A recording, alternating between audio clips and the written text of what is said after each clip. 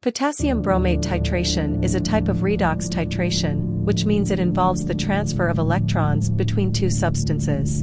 In this case, one of the substances is potassium bromate, which is a powerful oxidizing agent.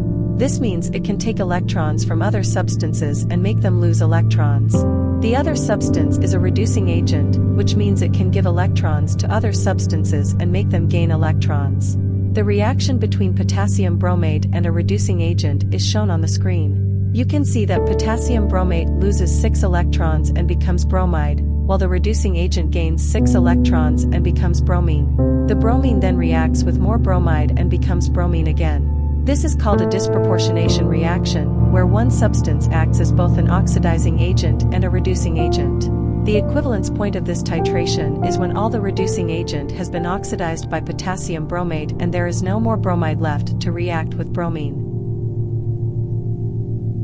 At this point, free bromine appears, which has a brown color. We can use a colorless indicator, such as methyl red, to detect the end point.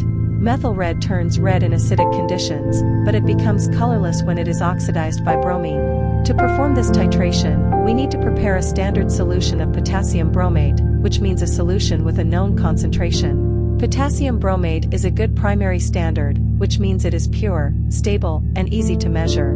0.016 m solution of potassium bromate, we need to weigh to prepare A. We can use this solution to titrate different substances that are reducing agents, such as isoniazid, hydroxylamine, and arsenic and antimony.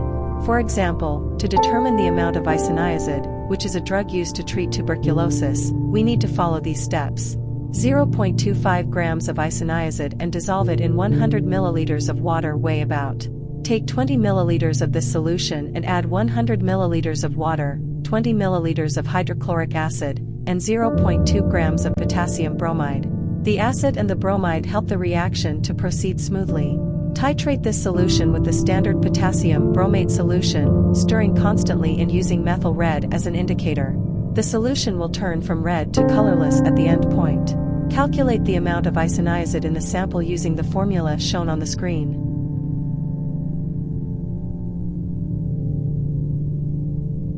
(0.003429 grams of isoniazid each milliliter of potassium bromate solution is equivalent to. This is how we can use potassium bromate titration to determine the amount of isoniazid in a sample. We can use the same method to determine other substances, such as hydroxylamine, which is a reducing agent, and arsenic and antimony, which are also reducing agents.